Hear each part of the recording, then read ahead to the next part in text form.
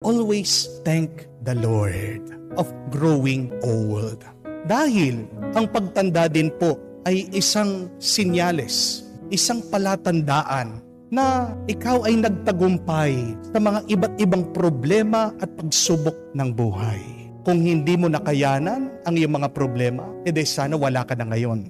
Yan yung pasalamatan mo na buhay ka, kahit na nabigatan ka, kahit na nahirapan ka, nandiyan ka pa rin, buhay, humihinga at umiiral.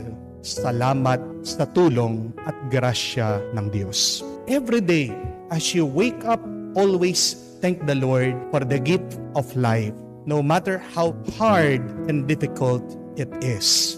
Because it is only through your life that you can experience this world, this beautiful earth, this beautiful life and experience that God has created.